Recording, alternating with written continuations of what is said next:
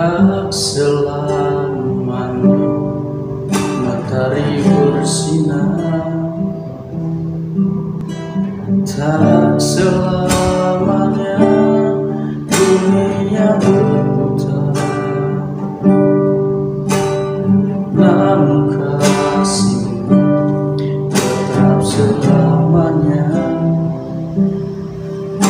Janji-Mu Tuhan tak pernah berubah.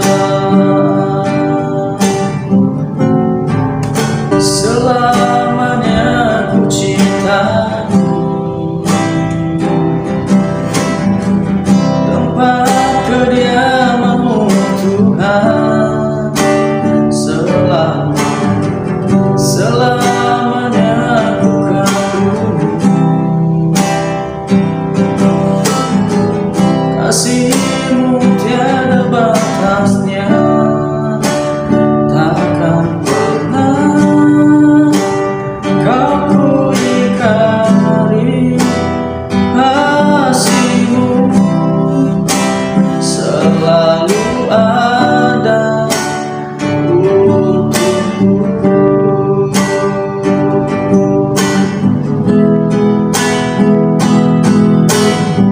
Selamanya ku cintai tempat kediaman-Mu Tuhan.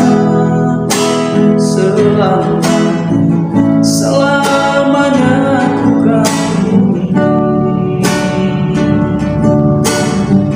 kasih-Mu tiada batasnya. Takkan pernah Kau ku ingkari kasih-Mu, selalu ada untukku.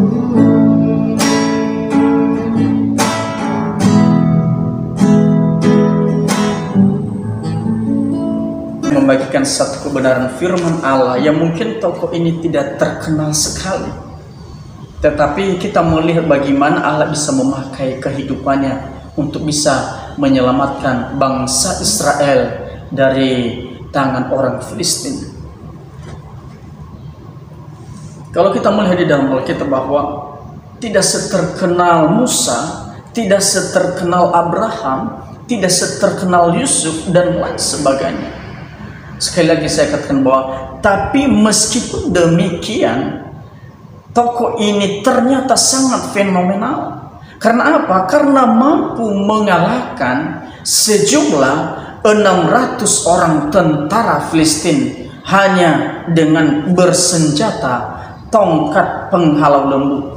Siapa sih namanya? Coba kita melihat Hakim-Hakim. Hakim-Hakim pasal yang ketiga ayat ke-31. Firman Allah berkata, sesudah dia bangkitlah Samgar bin Anat.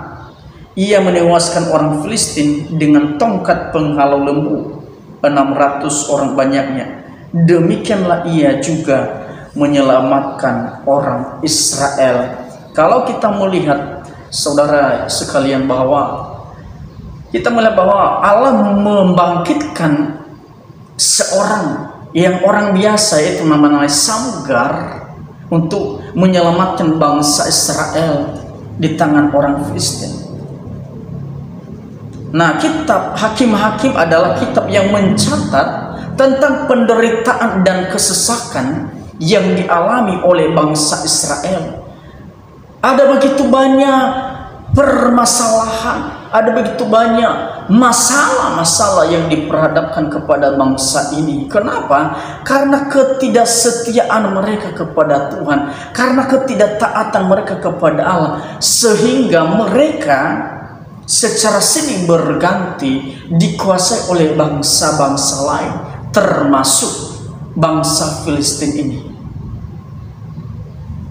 Meskipun demikian, Tuhan tidak tinggal diam membiarkan bangsa Israel hidup di dalam penderitaan, sekalipun mereka pada saat itu tidak setia kepada Allah.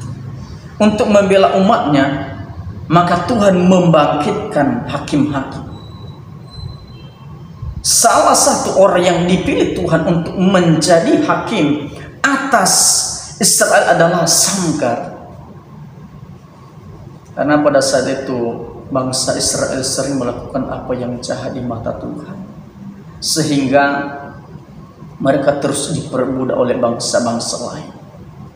Tetapi Allah begitu mengasihi umatnya sehingga dia membangkitkan seorang yang bernama Samgar. Nah, arti Samgar adalah pedang. Ia dipilih Tuhan untuk menyelamatkan bangsa Israel dari tangan orang-orang Filistin pada saat itu. Dilihat dari latar belakangnya, kalau kita melihat background Samgar, bukanlah tentara atau orang yang ahli dalam berperang, bukan juga seorang ahli bela diri, bukan. Ia berasal dari kalangan orang biasa, dan ia adalah seorang petani. Kalau Samgar seorang tentara atau prajurit, tentunya senjata yang ia pakai adalah pedang ketika dia melawan bangsa Filistin yang sejumlah 600 orang. Yang jelas-jelas bukan merupakan perlengkapan yang istimewa, dan bukan juga dapat dijadikan sebuah senjata yang spektakuler pada saat itu. Senjata yang digunakan bukan senjata api dan senjata tajam, melainkan tongkat penghalau lembu. Dalam ayat pokok kita tadi, di dalam Hakim-Hakim pasal ketiga ayat 31, dia mengalahkan orang Filistin ini dengan tongkat. Alkitab jelas menyatakan bahwa senjata yang ia bawa adalah tongkat penghalau lembu yang terbuat dari kayu, yang biasa digunakan petani untuk menusuk lembu agar bergerak maju. Ini sesuatu yang tidak masuk akal. Ini sesuatu yang tidak masuk logika secara manusia, yang tidak mungkin, tidak masuk akal bisa melawan orang-orang Filistin, tentara-tentara Filistin yang berjumlah 600 orang. Mereka-mereka yang hebat, mereka-mereka yang terlatih berperang, mereka punya strategi. Tetapi Alkitab mencatat bahwa Samgar mengalahkan tentara Filistin berjumlah 600 orang. Ini tidak masuk akal secara manusia, tetapi di dalam Tuhan nothing is impossible. Tidak ada yang mustahil bagi Allah. Makanya di dalam Lukas 18 ayat 27 dia berkata, apa yang tidak mungkin bagi manusia mungkin bagi Allah. Jadi sesuatu yang tidak mungkin bagi kita mungkin bagi Allah. Supaya apa? Supaya kita tahu bahwa kita punya Allah yang hebat. Lantas apa yang membuatnya mampu mengalahkan demikian banyaknya? Saya yakin dan saya percaya itu bukan hanya Samgar, tetapi ada campur tangan Tuhan. Ada Tuhan di dalamnya sehingga Samgar mampu mengalahkan tentara orang Filistin sejumlah 600 orang. Haleluya. Tidak saja Samgar yang selamat pada saat itu, tetapi juga dia menyelamatkan bangsa Israel. Bangsa Israel mengalami keamanan, bangsa Israel mengalami perlindungan, bangsa Israel mengalami damai dan sejahtera ketika Allah membangkitkan Samgar menyelamatkan bangsa ini terhadap orang Filistin. Mereka mengalami perlindungan, mereka mengalami satu keamanan. Bahkan Tuhan dapat memakai siapapun secara luar biasa. Mungkin Samgar orang-orang yang biasa, yang tidak terpandang, tetapi Allah memakai Samgar untuk menyatakan kuasanya. Kita mungkin bukanlah orang yang luar biasa, yang bisa segalanya. Kita mungkin hanyalah orang biasa yang tidak dikenal orang. Namun kita bisa menjadi orang-orang seperti Samgar ketika kita ini orang yang lemah, orang yang biasa-biasa, tetapi kita mengandalkan Tuhan. Maka percayalah, kita dipakai oleh Tuhan. Walaupun secara dunia kita ini tidak ada apa-apanya, tetapi ketika kita hidup, ketika kita mengandalkan Tuhan, kita percaya Samgar kalau dipakai oleh Tuhan, kita percaya bahwa kita juga dipakai oleh Tuhan secara luar biasa.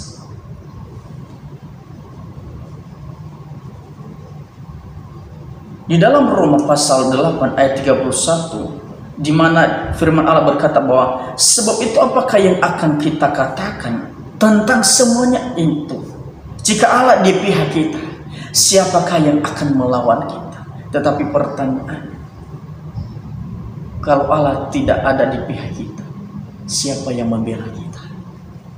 Nah ini artinya kalau Allah ada di pihak kita, siapa yang bisa mengalahkan kita? Kalau Allah ada di pihak kita, pasti kita bisa melewati persoalan-persoalan, masalah-masalah setiap hari yang silih berganti terus menerpa hidup kita. Tetapi kalau Allah ada di pihak kita, percaya bersama dengan Allah, tidak ada perkara-perkara yang besar yang secara manusia tidak mungkin kita mampu mengatasi masalah ini. Tetapi kalau Allah bersama dengan kita, kita bisa. Kalau Samgar orang biasa, seorang petani, bisa melawan orang Filistin hanya dengan tongkat, dan kita percaya bahwa kita juga dipakai oleh Tuhan secara luar biasa. Tuhan lebih suka memakai orang-orang yang lemah, orang-orang biasa yang mungkin tidak terpandang oleh dunia ini. Kalau kita ini adalah orang lemah dan kita tahu adalah terbatas, tetapi ketika kita mengandalkan Tuhan, ketika kita memprioritaskan Tuhan, maka Allah akan memakai setiap kehidupan kita. Di dalam pelayanan, di dalam rencana kita, Tuhan pakai kita. Di dalam Korintus pasal pertama ayat 27 dia berkata, tetapi apa yang bodoh bagi dunia dipilih Allah untuk memalukan orang-orang yang berhikmat, dan apa yang lemah bagi dunia dipilih Allah untuk memalukan apa yang kuat. Apa yang bodoh, apa yang tidak berarti bagi dunia, apa yang tidak mungkin bagi dunia ini, tapi dipilih Allah dengan satu tujuan, untuk memalukan orang-orang yang berhikmat secara manusia ini. Haleluya, kita bersyukur menjadi anak Tuhan. Karena apa? Di saat-saat kita lemah, ada Tuhan yang terus membela kehidupan kita. Apa yang kita hadapi hari-hari ini tentu bukan bangsa Filistin. Kita tidak berada dalam keadaan perang, tetapi kita menghadapi banyak pergumulan, banyak persoalan, banyak masalah-masalah yang dihadapkan kepada kita. Mungkin mengglobal tentang pandemi ini, yang tentu saja menjadi peperangan tersendiri di dalam kehidupan kita. Ada kalanya situasi yang kita hadapi pun mungkin sulit, sukar, susah, sehingga kita merasa mungkin tidak bisa mengatasinya secara kita pribadi. Tidak sedikit di antara kita hidup dalam ketakutan yang amat dalam. Dengan kondisi ini, dengan situasi ini, banyak orang-orang yang berada di dalam ketakutan. Bukan justru mereka terus dekat dengan Tuhan, tetapi terus mereka melihat dengan keadaan ini, mereka gelisah, takut, bahkan pada akhirnya mereka meninggalkan Tuhan. Ada banyak di antara kita, bukan hanya 1-2 orang saja yang berada dalam ketakutan hari-hari ini, tetapi bisa berjuta-juta orang. Mereka mulai meragukan Tuhan di dalam kehidupan mereka. Ada begitu banyak ayat di dalam Alkitab berkata apa? Dikatakan jangan takut, jangan takut. Kalau saudara melihat di dalam Alkitab ini, jangan takut itu ditulis 365 kali. Itu pertanda bahwa setiap hari Tuhan katakan, jangan takut. Jangan takut menghadapi apapun. Kenapa kita tidak perlu takut menghadapi situasi apapun? Bahkan hari-hari ini, karena Allah menjamin, Dia Allah Immanuel, Dia Allah yang tidak pernah tinggalkan hidup kita, Dia Allah yang senantiasa menyertai hidup kita. Mungkin saudara kita, keluarga kita, sahabat kita, orang-orang yang dekat dengan kita bisa meninggalkan kita. Daud berkata di dalam Mazmur di sana bahwa sekalipun ayah dan ibu meninggalkan aku, tetapi Allah tetap menyambut aku, Allah tetap menyertai aku. Artinya bahwa sekalipun saudara kita, sekalipun teman-teman dekat kita bisa meninggalkan kita, tetapi Allah tidak sekali-kali meninggalkan kita. Makanya dia berkata, jangan takut. Kalau kita melihat kisah kehidupan Ayub yang penuh dengan penderitaan, sahabat-sahabatnya yang mungkin sebelum dia mengalami masalah, dia mengalami penderitaan, ada begitu banyak orang-orang yang dekat dengan dia. Tetapi ketika dia mengalami persoalan, ketika dia mengalami masalah, sahabat-sahabatnya jauh daripada dia. Bahkan sahabat-sahabatnya berkata bahwa karena dosamu, karena kesalahanmu, makanya engkau kena hukuman daripada Allah. Bahkan bukan hanya sahabatnya sendiri, tetapi istrinya sampai dia berkata bahwa tinggalkanlah Allahmu. Ini bahwa manusia ini bisa berubah, tetapi Allah tidak pernah berubah. Haleluya. Oleh karena itu jangan pernah menyerah. Tuhan sanggup, Tuhan mampu mengubah yang biasa menjadi luar biasa. Tuhan sanggup mengubah yang tidak mungkin bagi manusia, mungkin bagi Allah. Nah, ada dua hal kunci kemenangan Samgar.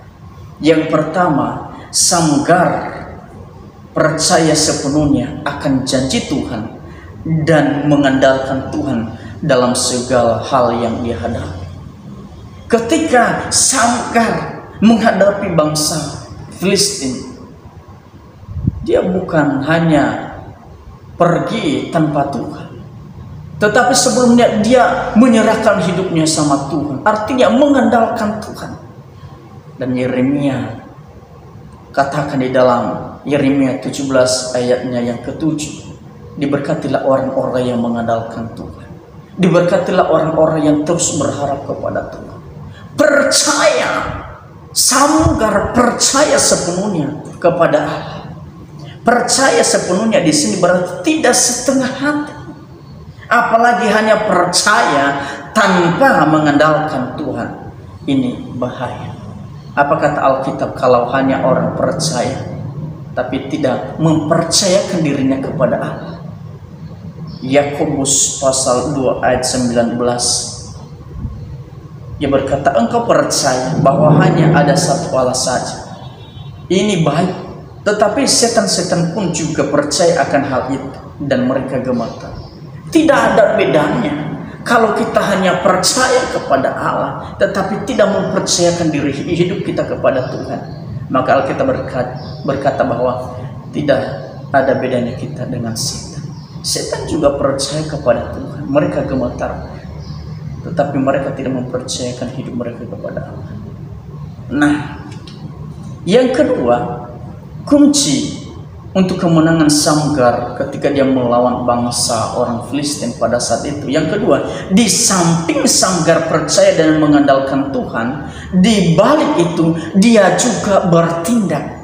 Jadi bukan hanya percaya, bukan hanya mempercayakan diri kepada Tuhan, bukan hanya mengandalkan Tuhan, tetapi di balik itu mereka bertindak. Kita harus bertindak, ada actionnya, kita harus melangkah.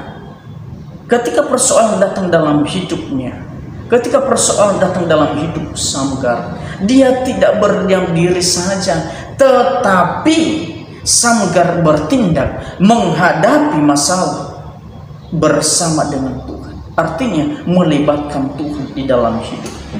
Kalau kita melihat sebuah contoh di dalam 1 Samuel pasal 17 ayat 32. Lompat 48 dan 50. Dia berkata di sana, berkatalah Daud kepada Saul, janganlah seseorang menjadi tawar hati karena dia, hambamu ini akan pergi melawan orang Filistin itu. Ketika orang Filistin itu bergerak maju untuk menemui Daud, maka segeralah Daud berlari ke barisan musuh untuk menemui orang Filistin itu. Lalu Daud memasukkan tangannya dalam kantungnya, diambilnyalah sebuah batu dari dalamnya, diumbannya, maka kenalah dahi orang Filistin itu, sehingga batu itu terbenam ke dalam dahinya, dan terjerumuslah ia dengan mukanya ke tanah. Demikianlah Daud mengalahkan orang Filistin itu dengan umban dan batu. Ia mengalahkan orang Filistin itu dan membunuhnya tanpa pedang di tangannya. Nah, sama halnya ini. Artinya ketika persoalan diperhadapkan kepada Daud, dia bukan hanya percaya saja, dia bukan hanya mengandalkan Tuhan, tetapi dia melawan masalah itu. Makanya di dalam ayat ke-32 tadi bahwa berkatalah Daud kepada Saul, janganlah seseorang menjadi tawar hati karena dia, hambamu ini akan pergi. Artinya melangkah. Jangan kita lari dari masalah, tetapi bagaimana masalah itu kita harus hadapi. Kita melihat bukan juga hanya Samgar yang mengalahkan orang Filistin, tetapi kita melihat bagaimana Daud melawan Goliat tanpa pedang. Itu karena dia ada di dalam Tuhan. Kadang-kala ketika kita menghadapi masalah, justru kita lari dari masalah. Justru kita lari dari masalah itu. Kita kira masalah itu akan segera selesai ketika kita menghindar. Ini salah. Tetapi apa? Tetapi setiap masalah yang datang menerpa hidup kita, seharusnya kita harus menghadapi masalah itu bersama dengan Allah. Kalau Daud bisa mengalahkan Goliat, kita percaya apapun masalah kita bisa mengatasi bersama dengan Tuhan. Masalah-masalah yang kita hadapi hari-hari ini, Alkitab sudah mencatat bahwa masalah biasa, tidak pernah melebihi kekuatan kita. Tetapi seringkali kita menyerah, seringkali kita kecewa, seringkali kita bersungut-sungut, bahkan seringkali kita mengambil keputusan kita tinggalkan Tuhan karena masalah silih berganti yang terus menerpa hidup kita. Kita tidak tahu, tetapi Alkitab berkata bahwa pencobaan yang kamu alami adalah pencobaan biasa. Kalau kita melihat di dalam 1 Korintus pasal 10 ayat 13, dia berkata bahwa pencobaan yang kamu alami ialah pencobaan biasa yang tidak melebihi kekuatan manusia. Sebab apa? Sebab Allah setia, dan karena itu Ia tidak akan membiarkan kamu dicobai melampaui kekuatan. Tidak pernah melampaui kekuatan kita. Dan Alkitab berkata, pada waktu kamu dicobai, pada waktu engkau menghadapi masalah, pada waktu engkau ada di dalam kesesakan, Allah memberikan jalan keluar kepada kita sehingga kita mampu melewatinya. Tuhan mengizinkan setiap persoalan dalam hidup kita agar kita sadar bahwa kita butuh Tuhan setiap saat. Saudara sekalian, saya tidak tahu persoalan yang engkau hadapi, yang engkau alami, yang mungkin engkau mulai menyerah karena persoalan yang begitu bertubi-tubi di dalam hidupmu. Entah itu di dalam perkuliahanmu, entah itu di dalam pekerjaanmu, entah itu di dalam keluargamu, dan macam-macam. Tetapi melalui kebenaran firman Allah ini yang tidak mungkin, yang tidak terpandang, Allah bisa memakai untuk bisa menyatakan kuasanya. Seperti Samgar ini, seperti Daud ini. Kalau kita lihat bahwa mereka tidak mempunyai apa-apa, tetapi ketika mereka mengandalkan Tuhan, ketika mereka terus berharap dan bertindak, maka Tuhan akan berkarya di dalam kehidupan mereka. Dan kita percaya bahwa di saat-saat persoalan datang dalam hidup kita, ketika kita terus mengandalkan Tuhan, terus kita menjadikan Tuhan hal yang paling utama, saya percaya bahwa Tuhan pasti akan menolong kita, menolong keluarga kita, menolong pergumulan kita, bahkan masa depan kita. Tuhan sudah siapkan semua. Puji Tuhan, sampai di sini kebenaran firman Allah. Biarlah firman Allah ini boleh menjadi kekuatan kita hari-hari ini. Puji Tuhan. Amin.